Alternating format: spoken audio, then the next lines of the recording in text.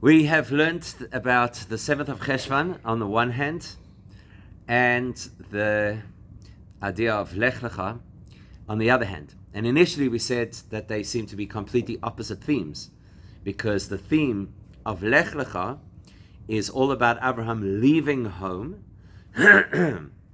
in order to get to Israel. In other words, to go from a mundane and even an unholy place into a holy place. And the 7th of Cheshvan is all about leaving a holy place after everybody had gone on pilgrimage and been part of the temple service of the holiday of Sukkot, and now they're going back home. So they seem like completely opposite themes. What we did, however, note is that the purpose of life is not to live in a Beis HaMikdash, to live in a cloistered environment where you're completely cut off from the world. The purpose of life is actually to get out there and to make a difference and to transform the world into a holy place. And you can only do that when you go back home. So we do see that there is some kind of alignment. On the one hand, that you're going to the Beis HaMikdash in order to be elevated spiritually, and on the other hand, that you're stepping back into normal life in order to make that environment holy again. So we saw that connection as well. But then we said that if you really want to appreciate the value of coming back into the ordinary world and how that could link to Lech Lecha, we had to look at the difference between somebody who is a sachir and somebody who is a shaliach. That a sachir is a person who's paid for their employment. And so that tells you firstly that they'll typically be in the proximity of the person who has hired them, or at the very least they'll be dealing with their personal assets, and they have self-interest. I'm going to get money out of this, so I develop a relationship and I get money. Whereas the shaliach is somebody who is typically distant from the person sending them, and they are also volunteer. They don't get paid for what they're doing. That illustrates dedication to the person. So with that in mind, we said, okay, so as long as a person is in the Beis HaMikdash, they could be self-interested. I'm here because I want to be inspired, I want to have the experience, I want to see the miracles, I want to be exposed to godliness. Whereas when a person is back in the field doing the things that Hashem expects of them, which is far less glamorous, but the reality is at least now I'm doing what Hashem wants, and that creates a deeper relationship between the person and Hashem. So that's the principle that we've learned so far. And with that, we're going to go back to the story of Lech Lecha and understand how not only is Lech Lecha not a different theme from the theme of the 7th of Cheshvan, but actually they're sharing exactly the same message. Now, how could we say that? How could we say they're sharing exactly the same message? They're moving in opposite directions. The one is going to the place of holiness, and the other one is going from the place of holiness. So let's have a look at the story of Lech Lecha and remind ourselves what the message of the story is. Lech Lecha, the parasha begins that Hashem says to Avram, remember he's still Avram at that point, he's not yet renamed Avraham. So Hashem says to Avram, he says, Lech Lecha, I want you to go, and where do you have to go? Mei Artzecha, from your land, Umi Moiladetecha, and from your birthplace, Umi Beis Avicha, and from your father's house, El Haaretz Asher Areka, to the country that I will show you. So what do you think is the most important part of this journey? Is the destination the most important part? Or is what you're leaving behind the most important part? I think the destination. The destination, right? Why would you say the destination? Because it's the start of the Jewish nation. Correct. So by Abraham going on this journey and reaching that destination, that's going to pave the groundwork for what eventually will become the Jewish nation. But if I look directly at the pasuk, what is the pasuk? What is the verse emphasizing? Where he lives. Where he's leaving. Where he's leaving. Right? Because it doesn't tell us the destination. At this point, the destination is undisclosed. You're going to go to the land that I will show you. It means we don't know the destination yet. So if you don't yet know the destination, then that implies that the most important thing is what you're leaving behind. Also, the Torah describes what he's leaving behind with 3 adjectives. Your land, your birthplace, your father's home. Whereas it only describes the destination with a generalized where I show you to go, without actually specifying what that is. That places the emphasis on what he's leaving behind. Now, why is that really important? And it's absolutely important to the story. See, the reason we thought that there's a major contradiction here between the theme of the 7th of Cheshvan and the theme of the parasha is because we thought we were talking about where you are going, in which case they're going in opposite directions. Abraham is going to Israel, a place of holiness, and the 7th of Cheshvan is when you're going to your home away from Israel, or at least Jerusalem, which sounds like the exact opposite. If I'm focused on the destination, that's when I see the clash between the two themes. But when I realize what the Torah is actually telling me in the parasha, then I realize it's not so much about the destination, it's about leaving where you currently are. Now that is a shared theme, right? Because Abraham is leaving where he currently is, and the person who's going back after the pilgrimage is leaving where they currently are. But it's more than that. It's not just about the fact that you were in location A and now you're leaving that location to go somewhere else. There's a much more profound link between them. So what was Abraham doing before Lech Lecha? That's an interesting question. What was Abraham doing before Lech Lecha? Let's bear in mind that he travels on this journey guided by Hashem at the age of 75. So for the first 75 years of his life, what's Abraham doing? He was teaching. He was teaching, right? Torah. He was teaching. And the Rambam goes into quite a lot of detail about this, how Abraham at a very young age started to question the prevailing theologies of the time, where people believed in idols and they served multiple deities, and he did not resonate with any of that. It didn't make sense. And so the Rambam says he began to wonder in his mind, how did the world come into existence? Who created the world? And he built over time, he built his own philosophy and his own theology. And that happened in stages. If you look at all the various sources, it happened first at the age of 3, was when he had this awareness that everybody else is involved in nonsense. And then by the time he was 40 years old, he had completely consolidated his own idea that there's a single God and Hashem created everything. And from that moment, and even from younger, he was out there sharing this message with everybody. That's what Abraham did for 75 years of his life, or maybe 72 years, if you want to say from the age of 3 is when he had that realization. He put this into practice. He went around and he shared this message. In fact, he was so dedicated to sharing the belief in monotheism that it got him into a lot of trouble. Because we know the very famous midrash about how his father was in the idol trade, which was obviously a good business in those days. And one day, Abraham is left alone in the idol shop, and he smashes all the idols except for the biggest one. When his father comes home, he says, what happened? He says, well, you don't understand, there was a little bit of jealousy. Somebody brought an offering for one of the idols, and a whole fight broke out about who should have the offering, and this is that the biggest idol won. And his father says, that's impossible, they don't move, they're not animated. And he says, well, in that case, why are you bowing to them? And as a direct result of that, the king at the time, Nimrod, hears that he's this upstart who's challenging their belief system, brings Abraham to trial, and he insists that Abraham accept their idolatrous practices, and if not, he's throwing him into the furnace. And Abraham says, well, in that case, you're going to have to throw him into the furnace, which he does. And Abraham miraculously survives. Now, you can well imagine that whatever he was doing to teach about Hashem suddenly was lifted to a whole different degree, because people heard the story and people saw the story. Here's a man who was thrown into the furnace and he came out alive 3 days later. It was great marketing. Not only that, but the Torah will tell us at a later point that Abraham had hanefesh asher asu b'charan, the souls that he and Sarah made in Haran. Haran is where he's leaving in this week's parasha.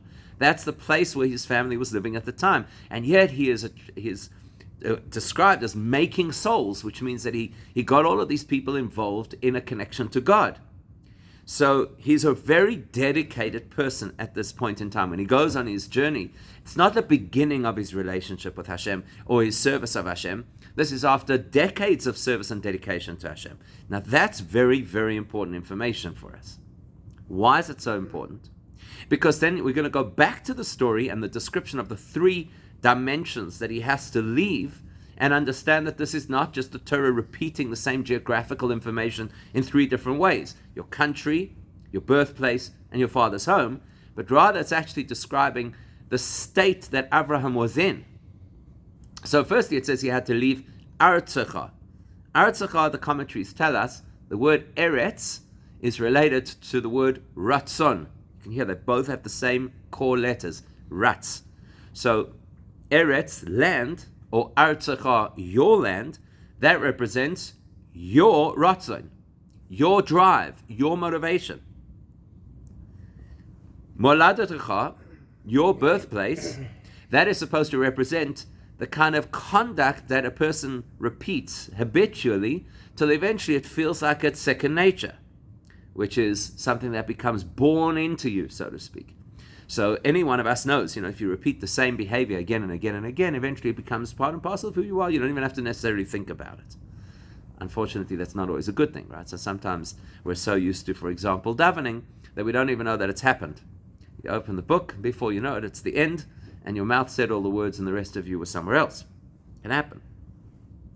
Beis Avicha, the house of your father, in Kabbalah and in Hasidus, your father and your mother are metaphoric of your higher intellectual faculties, Chokhmah and Bina.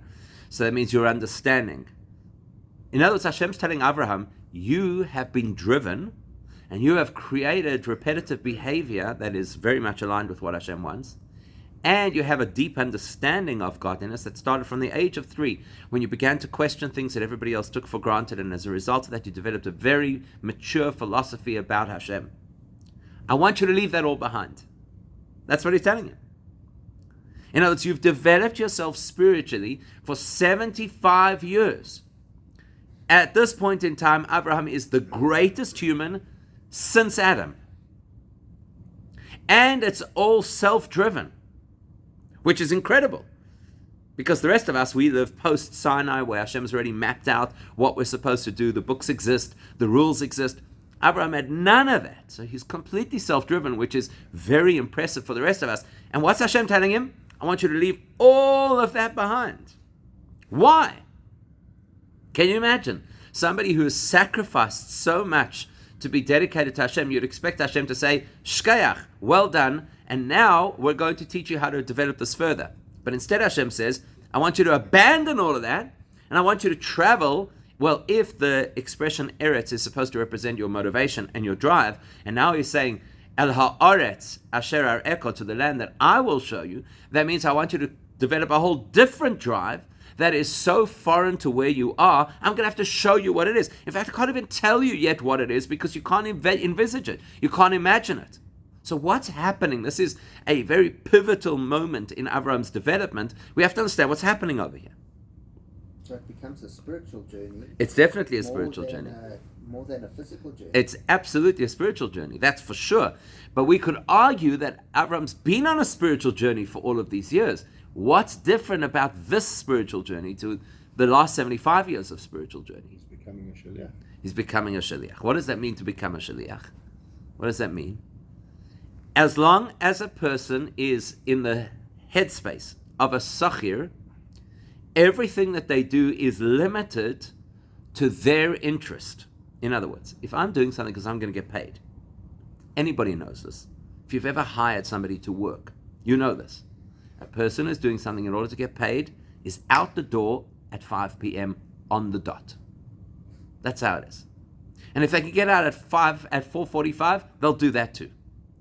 Because when somebody is paid to do something, in other words, when somebody is driven and motivated by their own interests, then they can only go so far as their own abilities.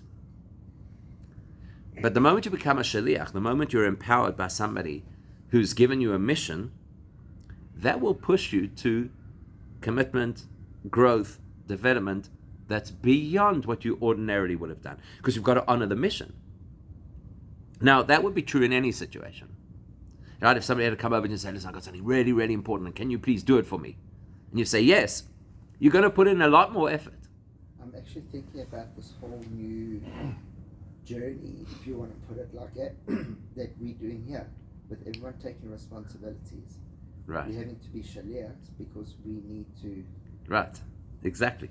That's exactly what it is. And hopefully that means also a lot more investment. Exactly. Now, there's a major distinction over here between how that is an ordinary relationship and how it is with Hashem. This is not just joining a mission on behalf of somebody. This is joining Hashem's mission. When you join Hashem's mission, You are empowered with Hashem's infinite bracha and drive. That means whatever you've achieved up until this point in time is nothing compared to what's going to happen next. Because no matter how advanced a human being is, even if it is Abraham, even if you have developed this very mature philosophy about Hashem, even if you've sacrificed your life for Hashem, all of that was driven by human ability, which is finite. The minute Abraham begins this journey, he is now on Hashem's journey. Because Hashem is showing him where to go and telling him what to do. Now he's living with infinite potential. That is an exponential leap in personal development. It's not the next phase of personal development. It's a whole new world of personal development. This is no longer limited or bound by the human condition. This is now, I'm on Hashem's tab. That's like having a spiritual blank check. So therefore, the message over here is not about where you are going. That's not the important part. The message is what you are breaking free of. That's the key to understanding this stage of Abraham's development. Lech lecha, you're breaking free of everything that you built, which, as beautiful as it was stuck in the range of human capacity. And now you are joining a mission as Hashem's shaliach. Now you're representing the infinite here on earth. There are no limits to what you could achieve. There are no limits to how much you will grow. Now, outwardly, if we had to observe a person who's had this transition happen, we might not notice that they are now operating at this infinite level because, frankly, we don't know how to identify infinite. So to us, for example, before Abraham went on this journey, let's say he was an hospitable person, because the Torah tells us that, and he had many, many people who he fed. So in our minds, before he goes on the journey, he feeds all these people. And after he goes on the journey, he feeds all these people. And he's not going to give them more food now. And he's not going to teach them less about God, because we know that Abraham's intention in feeding all of these people was to create an opportunity where he could teach them about God. That's not going to change. So quantitatively, nothing changes. As far as we're concerned, it's doing exactly the same thing. But qualitatively, everything changes. Because before, when he fed guests, it was a human being with human resources feeding other human beings. Anybody could do that. But now that he's on Hashem's journey, every time he does this, and it's aligned with what Hashem wants, it becomes an infinite moment. Like the Alter Rebbe says in Tanya, you might take 5 minutes to do a mitzvah, but the bond that mitzvah connects you to Hashem is infinite. Long after the mitzvah is over, decades after the mitzvah is over, the bond lives on. That doesn't happen when it's just me doing good things. So if I want to be a humanitarian, or I want to be involved in welfare, that's going to be as long or as big as the project that I'm involved in. But if I want to be a representative of Hashem doing a mitzvah, then the same project, assuming the project is a mitzvah, has infinite value and lasts for an eternity. That's what's switched over here. By becoming Hashem's representative, rather than just Abraham's, so to speak, independent contractor, doing what Hashem wants. Not doing what Hashem, doing what he understands is the spiritual path. That is the shift of this parasha.